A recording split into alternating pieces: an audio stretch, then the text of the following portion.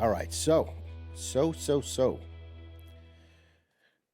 Welcome to the stream. Welcome to the show. This is DMG Live. I'm Bango, and tonight we got Halo Infinite multiplayer metas, and we got the news. Let's jump right into our first article that I wanted to discuss. Let's pop in. All right, so let's take a look here. Xbox confirms that Game Pass leads to a decline in sales. Okay, you would think it's the opposite. So, as Microsoft continues its year long journey to consume Activision Blizzard and King, we keep learning more and more about the inner workings of the various corporations involved, and today, via the UK Competition and Markets Authority's provisional reports on the deal, we learned that when games are added to Xbox Game Pass service, they tend to see a decline in sales for around a year afterward. This isn't the most surprising news, but it does seem to clash with past statements from Xbox boss Phil Spencer. Let's see what Phil had to say. If you scroll down here, Xbox previously claimed Game Pass increases sales. Now, this seems to clash with the statement Xbox boss Phil Spencer gave in 2018, about a year after the launch of the service. And back then, Spencer said sales increased when games hit Game Pass. When you put a game like Forza Horizon 4 on Game Pass, this is according to Phil Spencer, you instantly have more players of the game, which is actually leading to more sales of the game, Spencer said. Some people have questioned that, but when State of Decay 2 launched, you saw, if you looked in the US at the NPD, the game is selling really well this month and it launched on Game Pass. Okay. Now, link to the article is in the description below. Let's take a look at the Xbox Game Pass business model, if you will. You have a game, it's placed in Game Pass. That publisher and anybody affiliated with that game gets paid for the game being in Game Pass. Now, from a logical point of view, okay, if you're just going to look at this logically, they get a payout and the game is in Game Pass. If you're a Game Pass subscriber, you get the game. You can download it and have your fun with it. I don't see, from a business standpoint, how the game's sales would increase. I questioned that when Phil first said it, and I think Phil is a great guy. Okay, I think he knows what he's doing. I think he cares about the industry. I think he cares about the gamer, which is a big difference from Sony. Okay, I think Phil cares about the people in his ecosystem. Okay, let me say that on the record. But if you have a game in Game Pass and you know anybody affiliated with that game is getting a payout for it being a Game Pass, how can the sale of the game or units being sold, how would that possibly increase and it's part of Game Pass? I just don't see how it happens.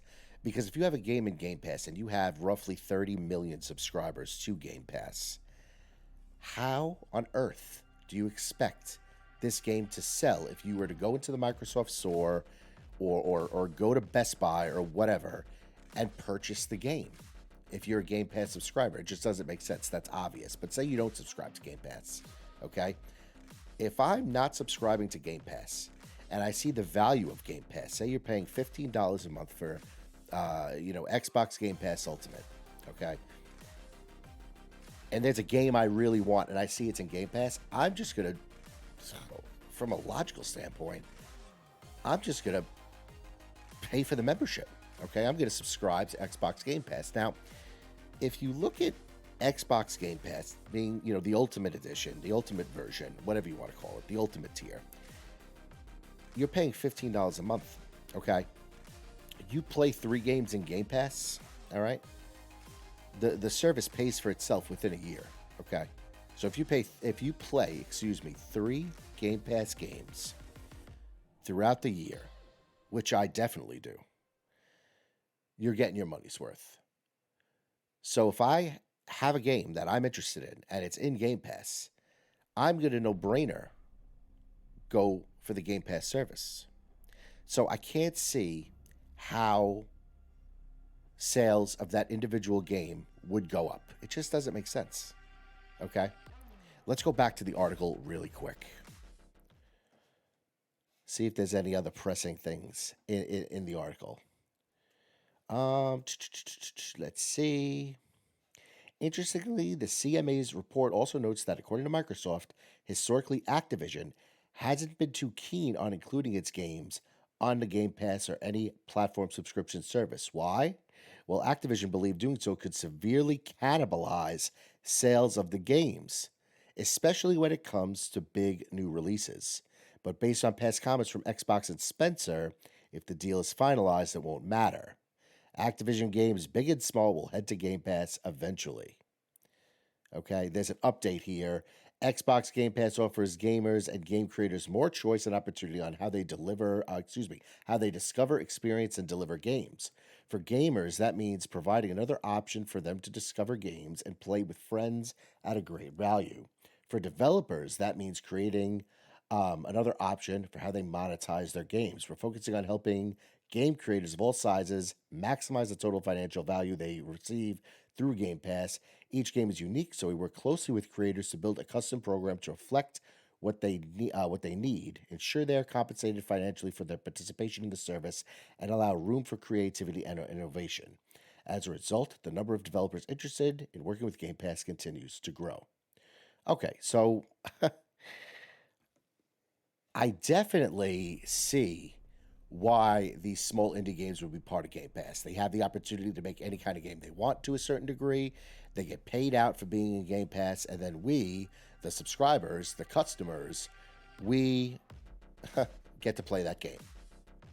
But if you're Activision, which is going to lead to the next article that I'm going to talk about, if you're Activision and you have and you have the behemoth that is Call of Duty, that game sells. It sells every year, without a doubt.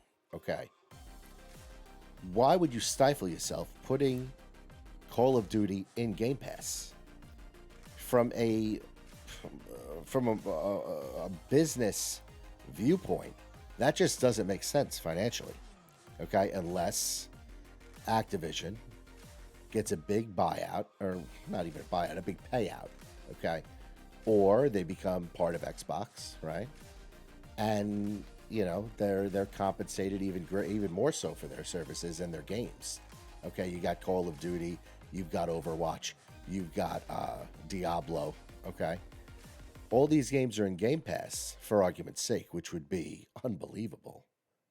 Which I'll get into in the next article.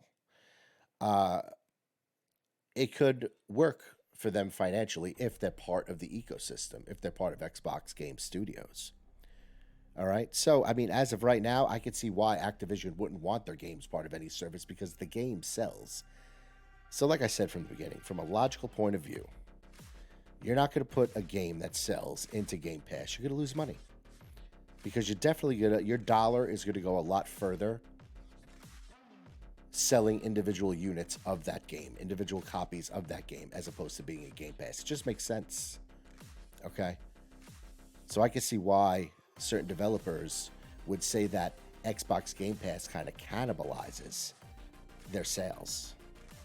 All right? It works out well for us as the consumers and the subscribers. I mean, hell, Game Pass, you have over 100 games. Okay? You have a whole library. It's like Netflix for video games. Let's be real. Okay, you're bored with your current library. You can go into Game Pass and you'll find a game you like. All right, the service is fantastic now, way better than what it was when it started. So, I mean, it works out well for the gamer. But for the publisher, it might not, depending on what kind of deal they strike to get their game into Game Pass.